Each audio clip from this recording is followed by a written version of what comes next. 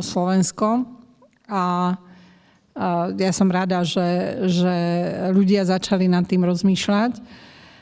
Aj keď na druhej strane najviac, čomu sme venovali pozornosť, bola otázka rodiny a práv LGBTI ľudí.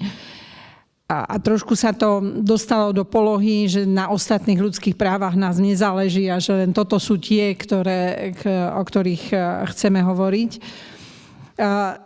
Je to zase jedna z iniciatív proste zástancov kultúry smrti, pretože celá tá stratégia vznikla kvôli tomu, aby sa do tohoto dokumentu dostali niektoré texty, ktoré sú proti rodine, ktoré proste znevažujú rodinu a znevažujú manželstvo. Táto stratégia vlastne vznikla na základe uznesenia, ktoré prijala ešte predchádzajúca vláda. A trošku možno nedocenili tí, ktorí tú stratégiu pripravovali, že my sme už zobudení. Hej? A že to nenecháme len tak prejsť. A tí, ktorí pripravovali tú stratégiu, vlastne boli ľudia z Medzinárodnej spoločnosti pre plánované rodičovstvo alebo z LGBTI lobby a tak. Čiže si nedali pozor, možno aj na slovník, aj na všetko ostatné, si myslím, že to majú dopredu vyhrané.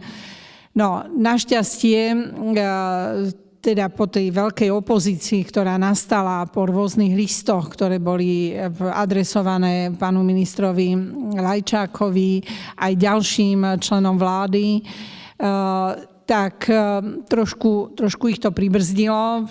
Pán Lajčák napísal taký veľmi srdcervúci blog, kde sa teda divne pasoval za obetného baránka. Až tak ďaleko to došlo, že však on nechce uprednostňovať, alebo mu nejde v prvom rade o práva týchto ľudí.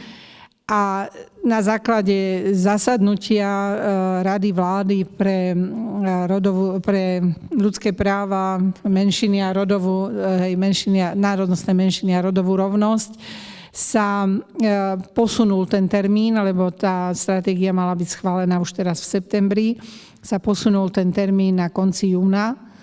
A s tým, že by sa mali vytvoriť pracovné skupiny, ktoré vytvoria na základe kapitol jednotlivé ministerstvá. Tieto skupiny by mali byť obsadené odborníkmi a tí by mali pripraviť vyvážený text tejto stratégie. V každom prípade musíme si dať pozor, lebo asi sa nebude dať ten text pripraviť tak, že táto kapitola o rozšírení definície rodiny alebo i práv pre ľudí inak sexuálne cítiacich, že by odtiaľ vypadla, ale bude záležať skutočne na tých odborníkov, ktorí v tých skupinách budú, aby ten text bol vyvážený a nie taký jednostranný ako teraz. Čiže je nejaký čas, určite to rokovanie a tie vyjednávania bude treba podporiť aj modlitbami tí, ktorí môžu, aby sme dospeli k nejakému textu, ktorý bude ako tak priateľný, aj keď ja sa obávam toho finálneho znenia. Čo je totiž problém, a to je problém aj v Európskom parlamente, dokumentov, ktoré nie sú legislatívne záväzné. Sú to rôzne rezolúcie, iniciatívne správy alebo takéto rámcové programy, alebo čo, že tie myšlienky sa dostanú do týchto dokumentov.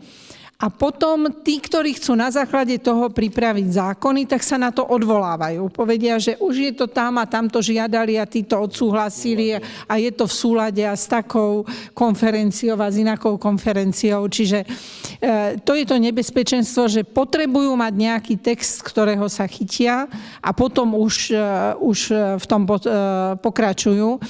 Napríklad slovo rodová rovnosť sa používa bežne v dokumentoch Európskej únie.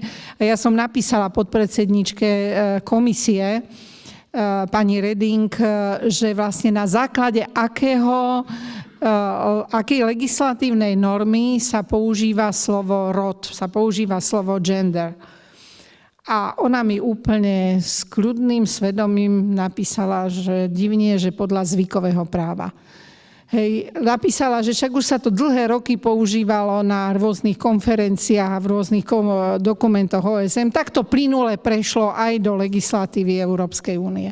Hej, čiže toto je ten taký, niekto neviem, či teraz alebo pred chvíľočkou hovoril o tej salamovej metóde, čiže nič nejde odrazu, ale tak pomalinky nám ukrajujú z tej, ako komunisti kedysi, z tej zhnitej salámy alebo z tej plesnivej salámy, až ju zjeme celú a ani nám z nej nie je zle.